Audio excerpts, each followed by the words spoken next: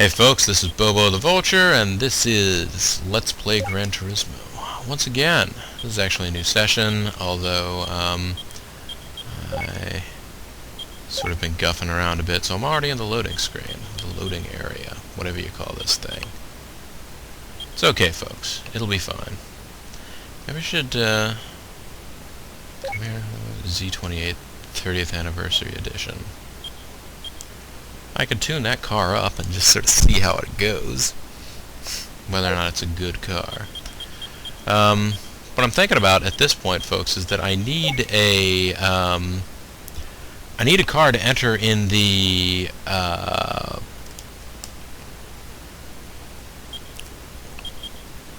GT Cup.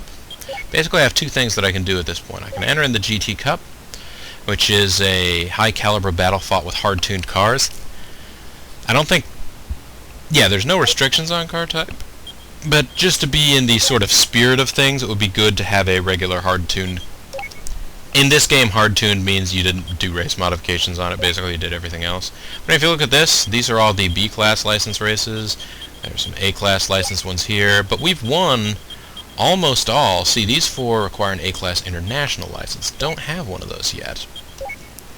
GT League...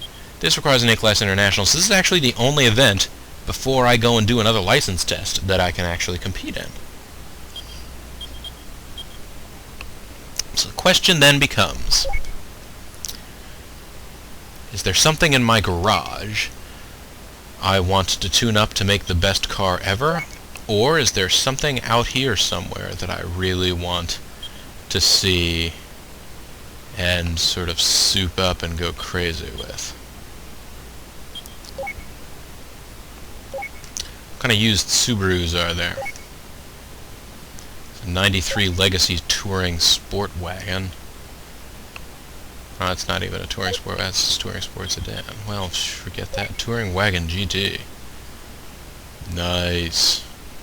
It would be fun to go out and destroy everyone with a Touring Wagon. With a used station wagon. But, version L. What's the difference between the version L, 236, and the version S4? Lord only knows. Let's see, 3571. 35, okay, this one is lighter. It's probably supposed to be extra sporty or something. Alright, well, what kind of new cars do you have here? The Legacy Touring Wagon GTB. 276 horsepower, it's awesome! Actually, I'm kind of enamored now of the idea of destroying everyone with the station wagon. The problem is that it would be very difficult to do, because if these are hard-tuned cars, as they claim to be, they're probably going to be pretty good. What kind of used Hondas can be found here? Awesome CRXs, Del Sol, Prelude, Civics, and old NSXs. The variety of used cars in this game is not quite as extensive as future Gran Turismo games. You still have some, and I mean, like, most of the ones that you would actually theoretically want to sort of pick up if you were looking at a lot of used cars are all mostly there. Ooh, a Accord station wagon. Oh man, 145, really? Yeah, we're not making that the best racing car ever, unfortunately. It's just not gonna happen. The Civic Racer. Actually, I'm kind of curious. What could we do with a Civic? What could we do with the Civic that we've already got? The one that quietly claims it is a racer. I don't imagine we could do enough, but I'm still very curious. And especially, I mean, it's got the cool, you know, paint going there. Let's get into this Civic Racer and go to the Honda shop. Let's go to Mugen. Can we turbocharge it? You can't turbocharge it.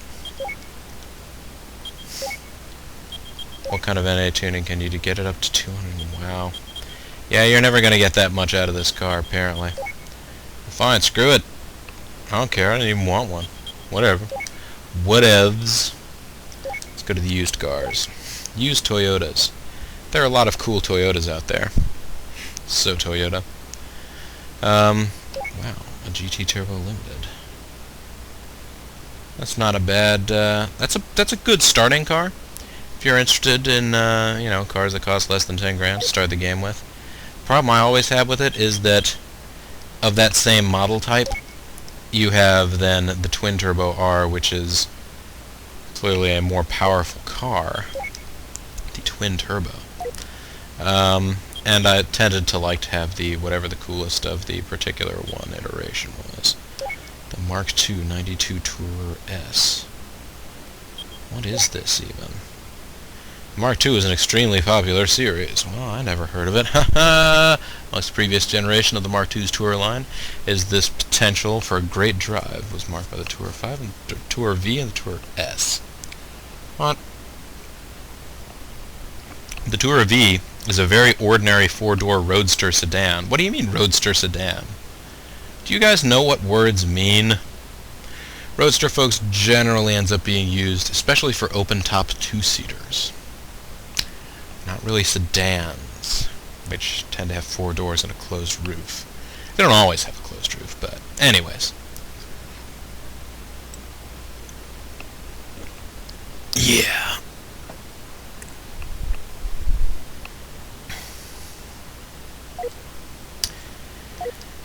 Well, anyway, though. So those are all there. Those are possibilities. Super 95 RC. What?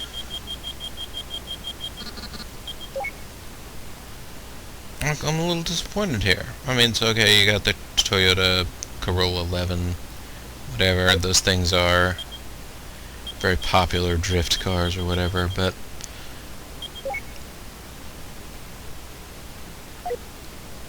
I was at least expecting some, wait, Super RZ, is that the one? The one that I have there? It says RZ on it. 276. What's its deal?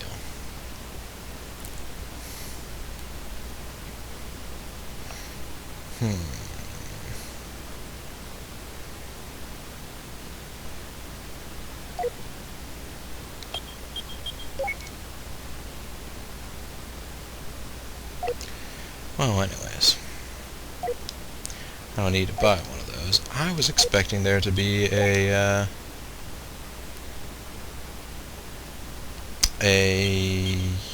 Celica All-Track, or GT4, or whatever you want to call it. Yeah, one of these bad boys. Something like that. You know, like a rally car. They made rally supers, basically, is what I'm getting at. Super RZ. MR2, G Limited, or GTS. These were neat cars, too. They were little mid-engine dealy boppers. Info. Made its debut in 1984. Yes, this is probably the turbo model. Yes, that is the turbo model. Is G Limited the non-turbo model? Yes, it is. The GTS would be the one to get there. But anyhow. So those are all there, and those are all interesting things. What kind of used Mitsubishi are there?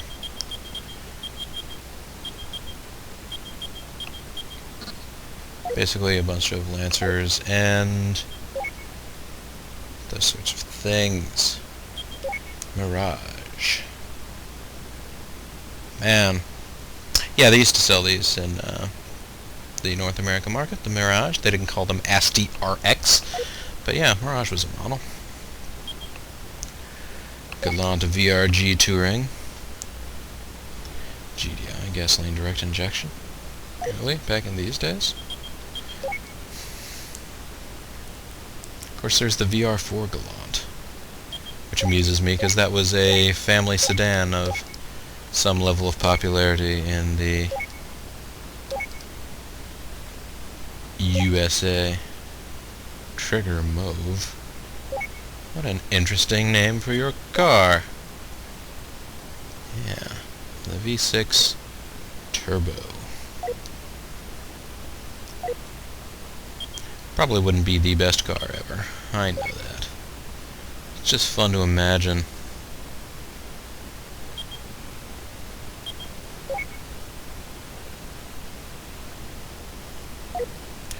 4-cylinder turbo.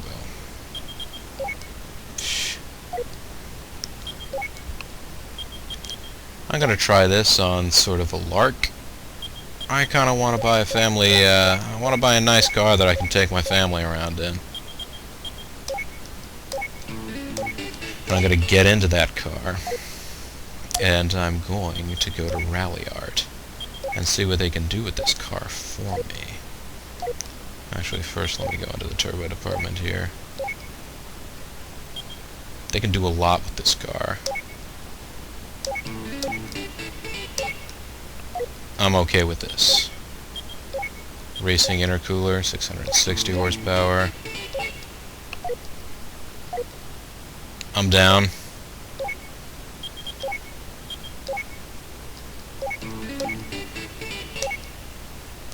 Now, the Mitsubishi Galant did have sort of a rally heritage years and years back before they started focusing all their attention on the Lancer Evo. There was a while there, and it probably has to do with the sort of like rally rules about what kinds of cars are allowed and what cars aren't. There was a while there that, yeah, I guess the Japanese makes that were fighting back and forth were, Subaru was racing the Legacy. 771. We're going to get almost 800 horsepower out of this family sedan. I love Mitsubishi sometimes. I just do. Let's get a racing gearbox going. It's probably only a 5-speed transmission, but hey, that's okay, right?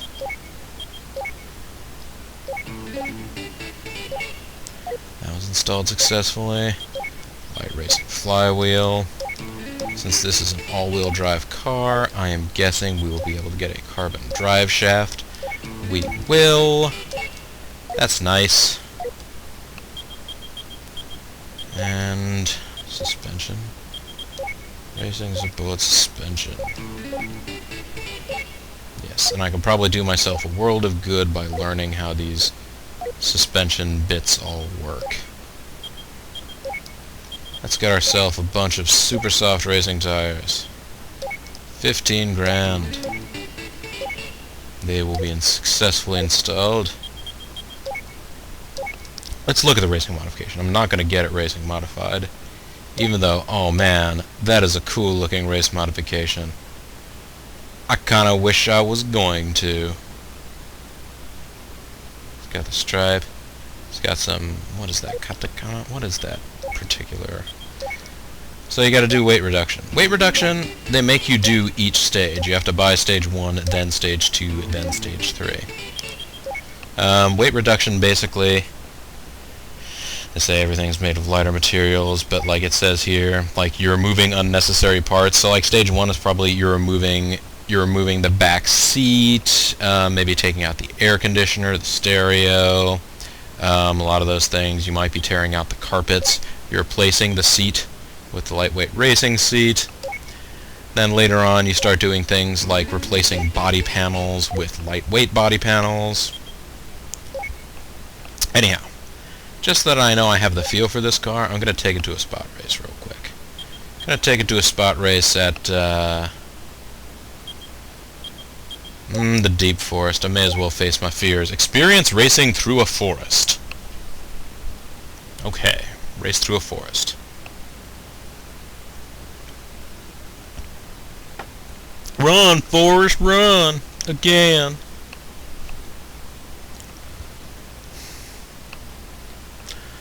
I'm not even going to bother with qualifying because spot races are generally done against weakling cars, so really it's just a matter of I want to be able to take the car out and see whether or not it has some terrible handling problem I would either have to be able to figure out or just move past. Oh man, look at that. Revving like a beast.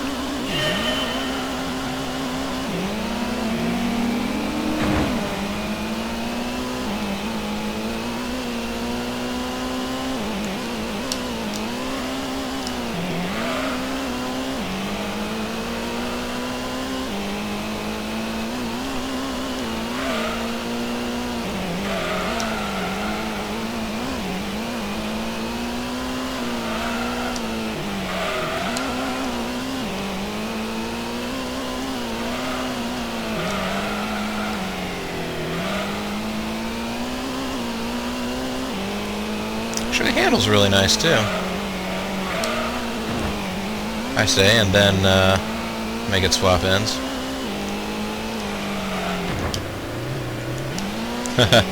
And crash into things. But no, I'm quite pleased with this car.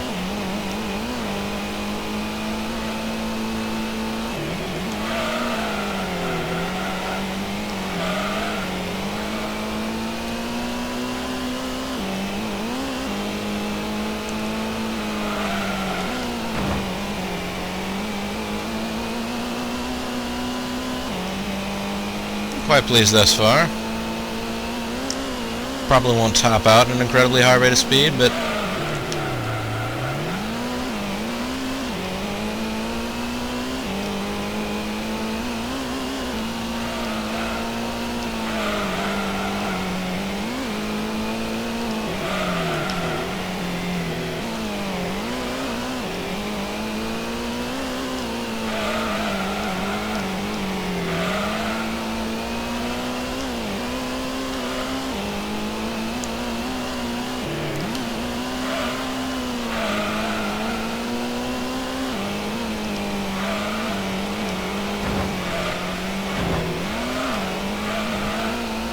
gotta figure out some of these corner exits while trying to, you know, rein in this car, but other than that...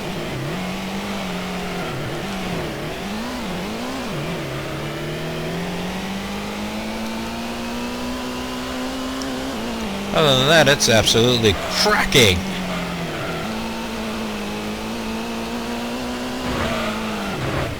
Unless you do something like that, then it's cracked! And so is your skull, and pretty much everything else in your skeleton. I'm genuinely pleased with that. So,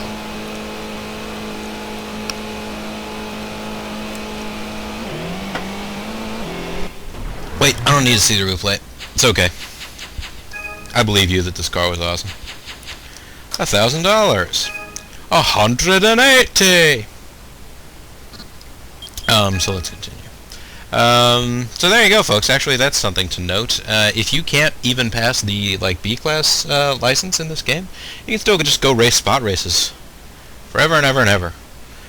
You might want to keep doing them until you've built up some experience, and then after you've done that, you might want to, you know, try the license test again. But anyways, I think it's time to answer a very important question.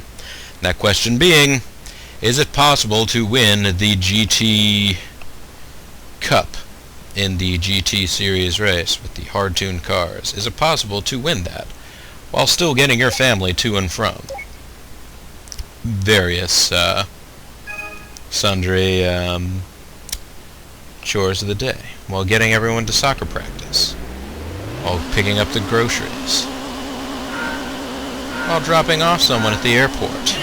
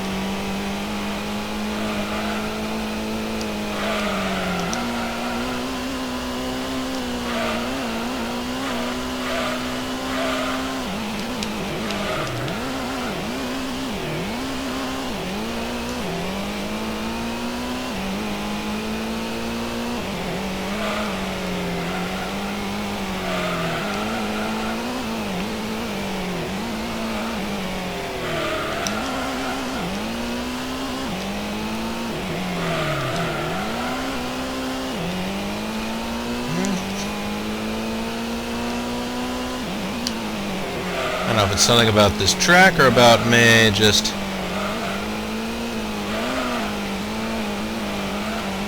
I just tend not to get the best out of a car at this circuit here at Grand Valley.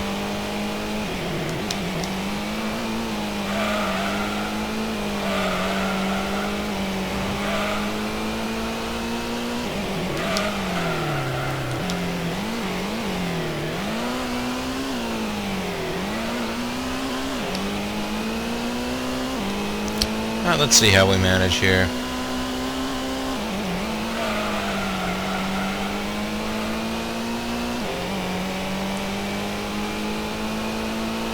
Gets going at a reasonable clip here on straightaways.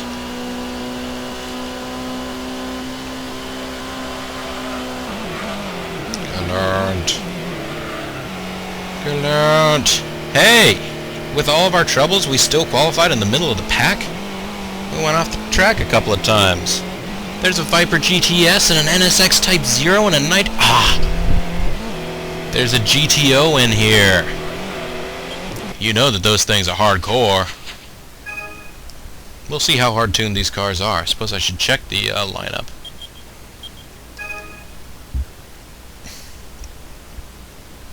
Our car may be tuned a little bit harder than these other ones, which actually has some drawbacks.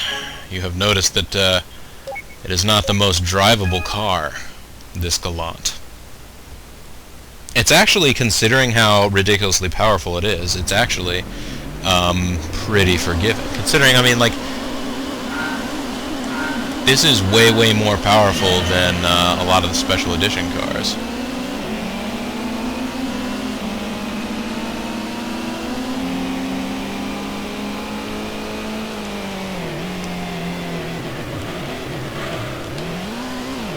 Get out of my way, hottest Japanese muscle.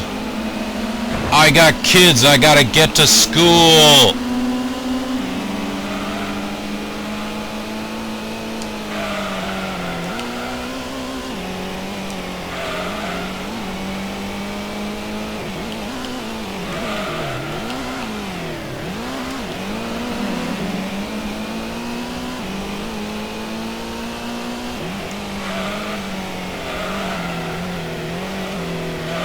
I need to concern myself with what kind of homespun advice I'm going to give my children when they start asking about girls. Presuming that my children are boys. Get out of my way, Viper. You got nothing.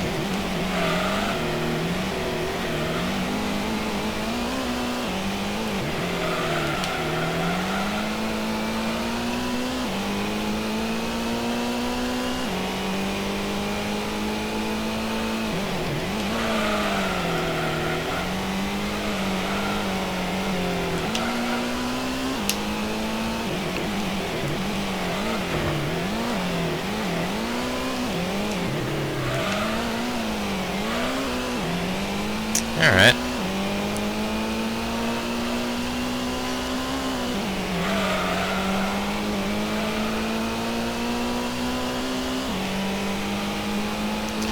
So yeah, all in all, this is going pretty well. This GT World Cup with the hard-tuned Mitsubishi Galant. My big problem is the brakes.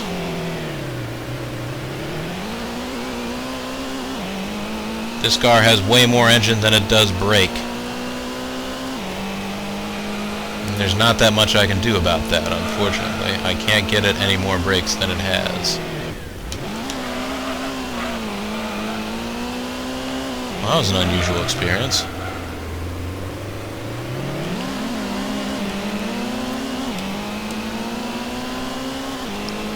Would you guys quit trying to gently remind me that you're there? I know already.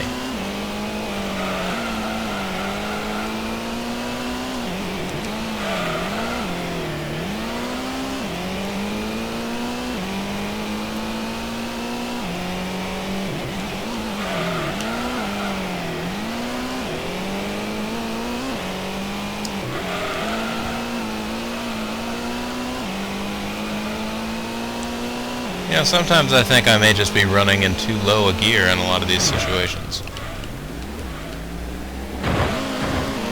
Thank you, actually. That was a little disturbing for me, too. I'm not gonna lie, Mr. Viper.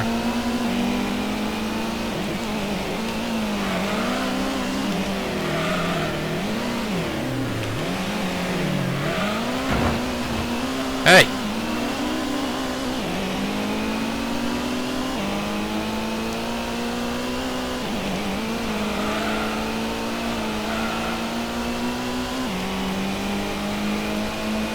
Again, I will pass you like you are going at 0 miles per hour.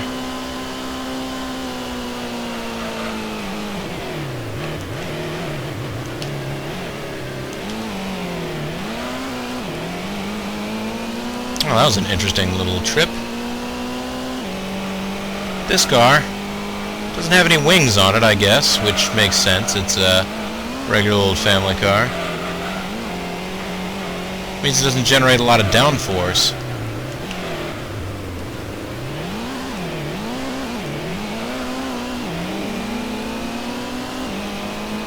Which means that it's not that uncommon for it to completely lose contact with the ground.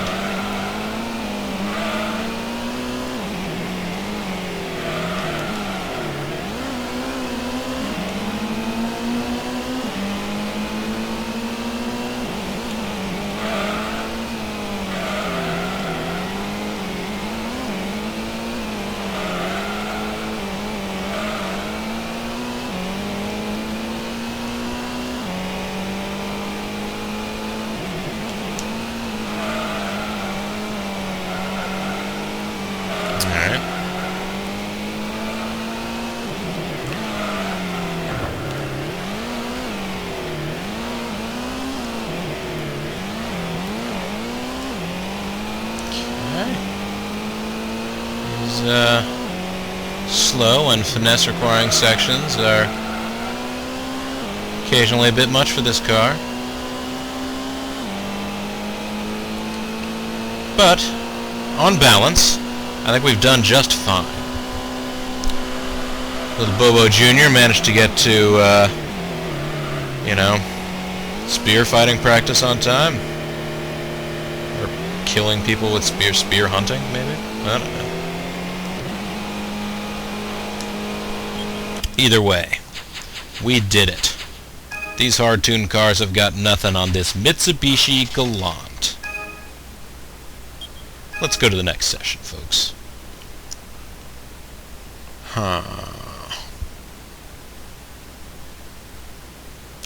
Deep Forest. Hey, I was just there.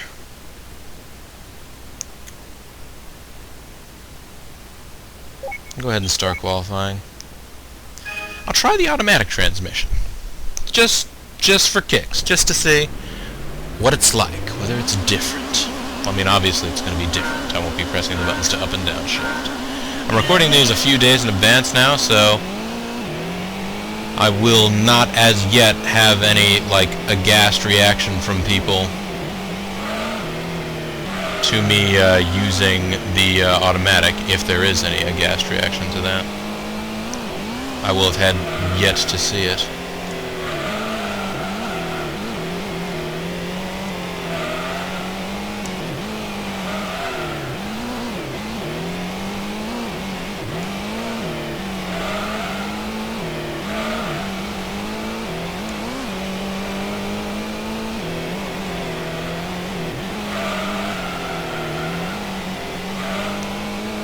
This car does a lot of power sliding.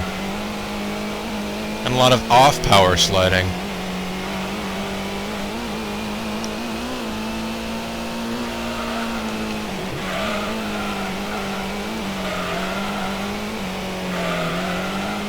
This may be the best lap of Deep Forest I ever put in with it, though. With this or any car.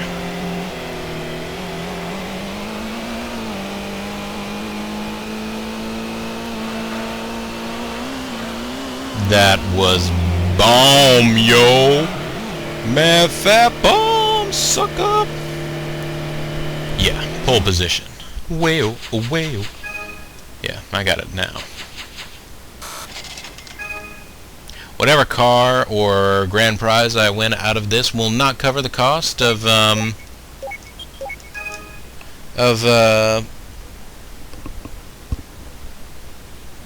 buying this car and modifying it to this extent, but I don't care. This car is just lovely.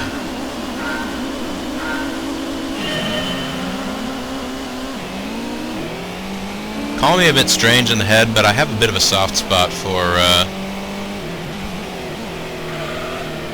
cars that you could describe as sleepers, I guess. Cars that are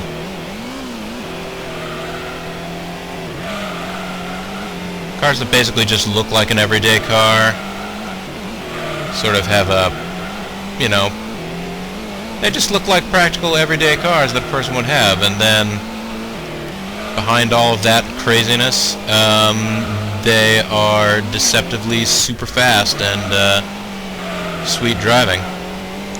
First car I ever owned was a 95 Nissan Maxima, which I understand in much of the world does not really categorize as a car that is a super awesome sleeper car, but it was a performance sedan. It was front-wheel drive, but it was a performance sedan that had the first application of Nissan's VQ engine, which is the six-cylinder that you use in just about everything now. Everything from... well, it was one of the first. I don't know if it was the first. It was the first one that came to America. I know that.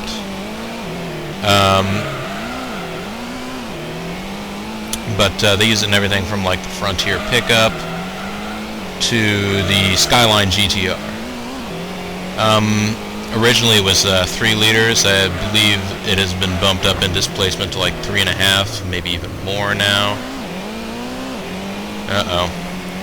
That scrape against the wall has put those vipers at my door. The wolves are at my door. I think. Can't get a really good look out from behind me. Ha ha ha.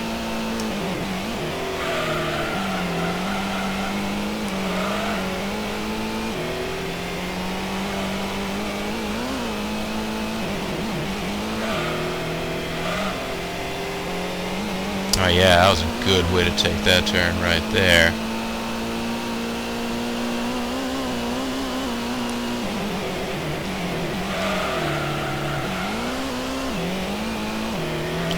But,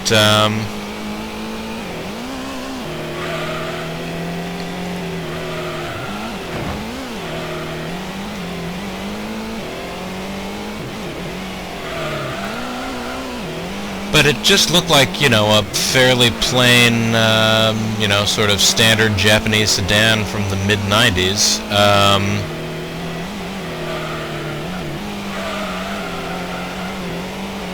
You know, so not unlike this Galant Vr4, I guess, really.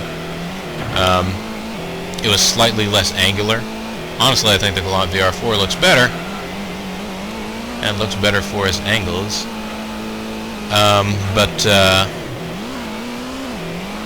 That was what I intended to do there. But, like, if you went to, you know, if you were at a stoplight and, like, a Mustang or something like that pulled up next to you, you had a reasonable shot of, if you wanted to, like, you know, like, sort of gun it and do the, like, stoplight, I'm gonna out-accelerate you thing. You had a reasonable shot of outdoing them. You know, I mean, they've done a bunch of work on their car. I mean, obviously, those sorts of factors all change things, but, it was a fast car. I remember one time I was actually... It was actually a really weird experience. I was, driving home, and somebody was like shining light, like, and I was driving home, and like a car pulled up next to me. It was night. They started shining lights into my car. I was like, I don't know what the hell's going on. I tried to slow down, they'd slow down with me. I tried to speed up, they'd speed up with me. They eventually got behind me, started flashing lights at me and all this stuff. I'm like, I don't know what the hell this person's doing. Are they trying to, like, you know, are they gonna kill me? But yeah, like, I was legitimately getting, like, freaked out. I don't know what the heck these people are trying to do. Are they, like, you know... But, you know, I took a turn, they followed me, I took another turn, followed me. I altered my route home so that, rather than taking the most direct way home, I took a route that involves a very windy, sort of weird little back road that,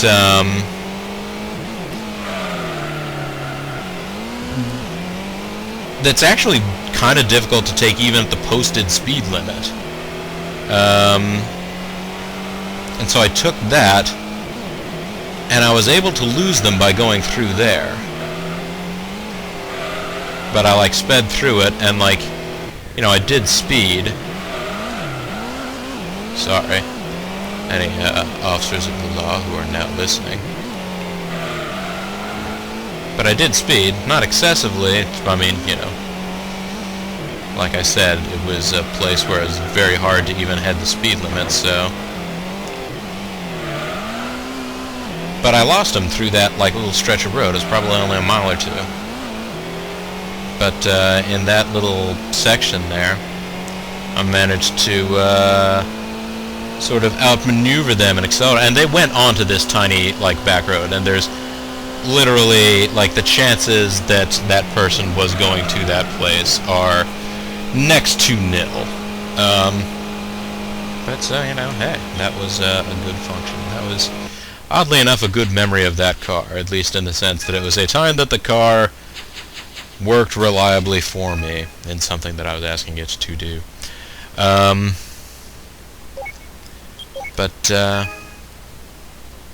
Yeah, I like cars that don't look like necessarily ridiculous giant, like ostentatious cars. I like cars that are quick. I don't necessarily like cars that are flashy.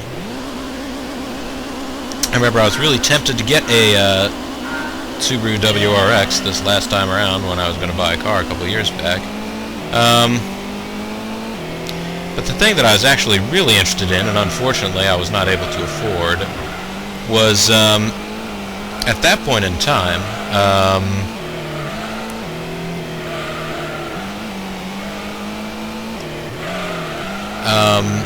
this was back when Saab was a car company. Saab's no longer in business, unfortunately. It was back when they were. And they had a deal where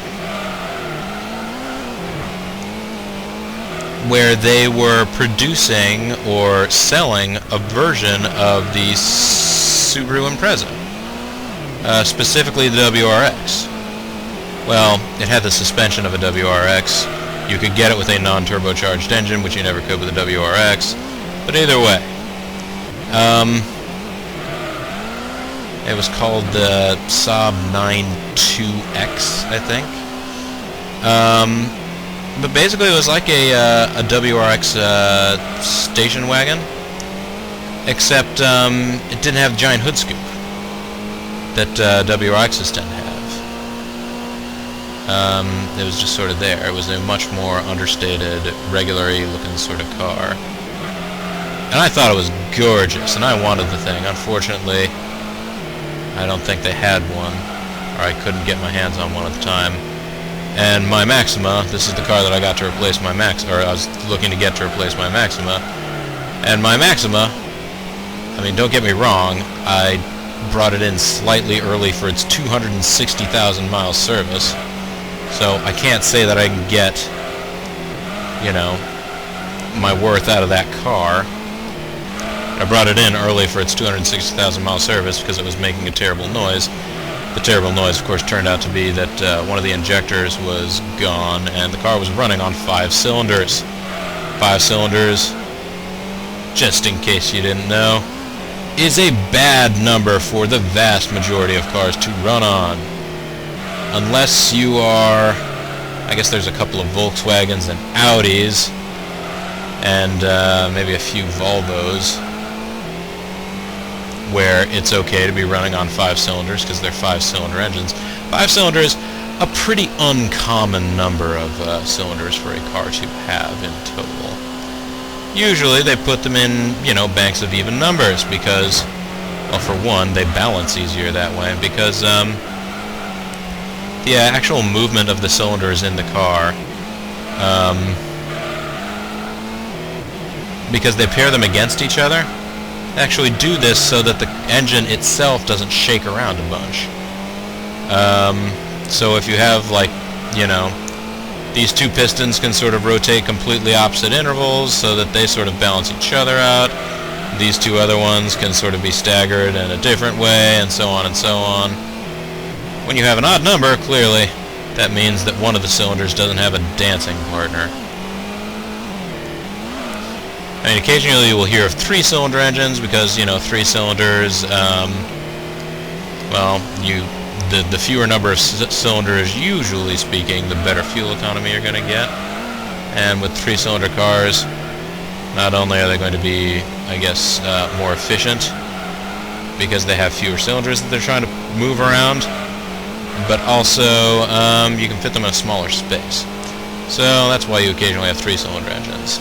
Those aren't that common, especially not in North America. I think the Smart Car maybe has a 3-cylinder engine.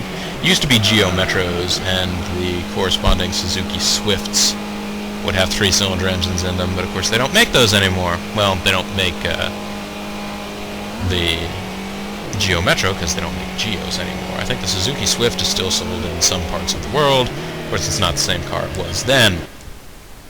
New record! But yeah, 10,000 credits, buddy boy. This is... I'm very pleased with this car. I'm so pleased with this car, in fact. And we get to go to Trial Mountain. I love Trial Mountain anyway. So, you know, kind of think of it, the fact that I'm using the automatic transmission in this makes sense. It's a family car! Of course it has an automatic. Of course, automatics back in these days were 4-speed transmissions, typically speaking. Some cheaper cars would have a 3-speed automatic transmission in them. That was not uncommon. But a 5-speed automatic at that point in time would have been the hallmark of an ultra-luxury car, like a Mercedes might have a 5-speed automatic now. Now you can get 8-speed automatics in like a Dodge.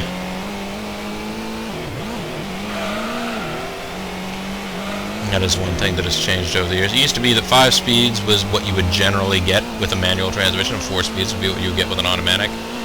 Nowadays, a 5-speed automatic is considered core. Heck, even a 5-speed automatic, much less, you know, manual, 5-speed manual, they're just wondering, well, what's wrong with you? Is this some kind of Stone Age technology car? What are you trying to hand us?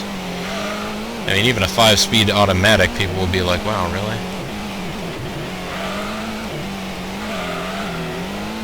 I think I'm going to have pole position here.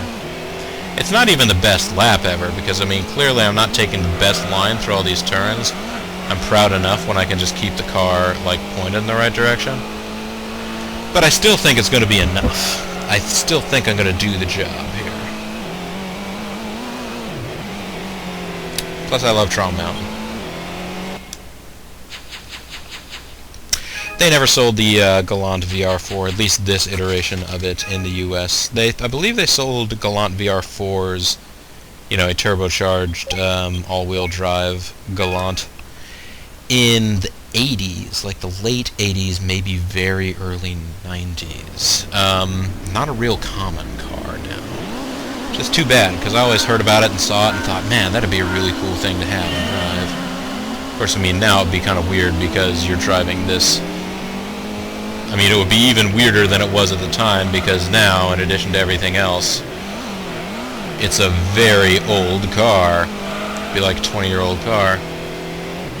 It's weird to me now, thinking that cars that I remember as being like brand new hot cars, well, heck, when this game came out, and, you know, when I was just learning how to drive and things like that, I mean, they're now old cars. And it won't be too long before... And the one that really, like, throws me for a loop now is that most cars from the 80s, at this point, are eligible for historic license plates. Like, historic vehicle license plates. So, like, if you still happen to have a Ford Escort from, like, 85 that is miraculously still running, you could register it as an antique vehicle in the Commonwealth of Virginia, probably.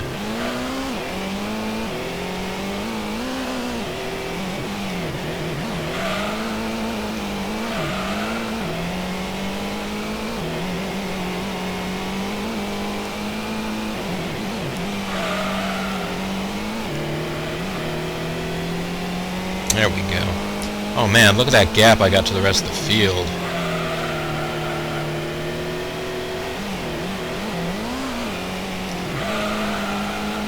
I should maybe worry about those spring rates slightly. Seems to be a lot of rebound. Well, that would have been, that probably would have been Little Bobo Jr. severe side impact like that, unless I got him in the child seat in the middle.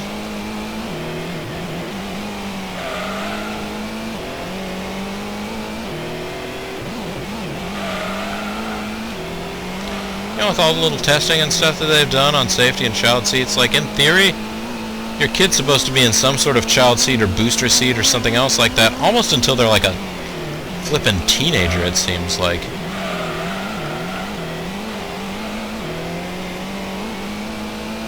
I mean, the law doesn't mandate it, but they'll have tests where they'll say, like, oh, you know, children survive better in a booster seat, even if they're, like, 10 years old or something like that. I'm like, wow, really?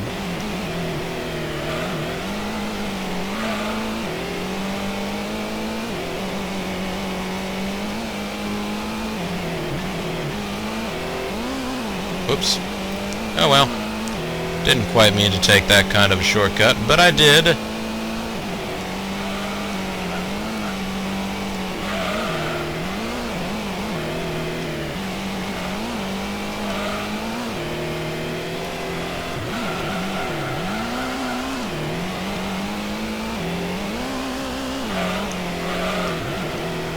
Bonk. Okay, sort of saw that coming. I was having too good of a series of turns, which of course meant that I was coming into these little S's at too high a rate of speed. I don't know if this amuses you as much as it does me. I am driving a Mitsubishi Galant.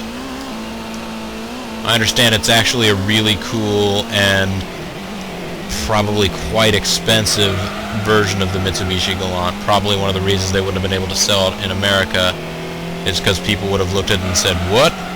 You want me to pay $40,000 for a Mitsubishi Galant? My wife's got one, it cost her $21,000. You tell me this has some kind of all-wheel drive?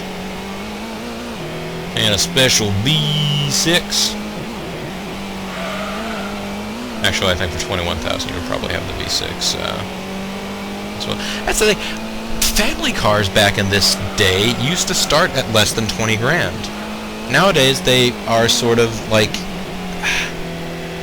for the money that it used to be that you'd be looking at for, like, oh, this is like what a Taurus or a Camry or a Accord or something like that were. Now that's like the starting point for like a Ford Focus. Or, you know, like a decent Civic or something like that.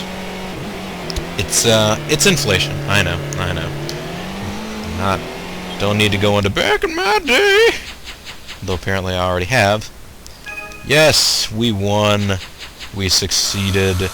We've done everything ever. Let's continue. Continue. Championship bonus. 25 grand will not quite get us back up to having enough money to go buy a special edition car if we wanted one. But I do have a new car. I should check my garage. Pretty sure that these 3 championships only give you one type of car, so I believe if I don't want to, I never have to race that series again. Gonna have to race the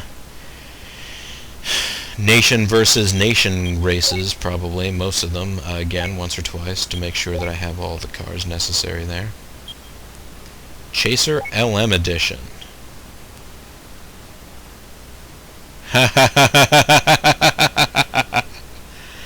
Nice. I went through and I was going on about how much I love family sedans and family cars. They're super fast and stuff like that. And so then they give me this. The Toyota Chaser LM Edition. Well, I'll be darned. That's pretty cool. I gotta find a place to do something with that. But of course, any of these things are gonna require me to have an A-Class International license, folks. I don't know if there's any way around it. I think next time, I'm gonna have to go try and get one. Because I've won all of the other championships and stuff. I mean, outside of just buying other cars and, you know, sort of racing around with them, there's not much else left to do. I tell you what, I'll at least give it a shot. Maybe what I'll do is start doing some, you know, chipping away at it. If I don't get completely finished, Because I'm pretty sure these ones, they're all like you have to do a fast lap in this car, or that car, or whatever. It's a lap of an entire circuit sort of a thing. But anyways, we'll probably look at that stuff next time, folks. This is Bobo the Vulture. This is Let's Play Gran Turismo, and I thank you very much for watching. Bye-bye now.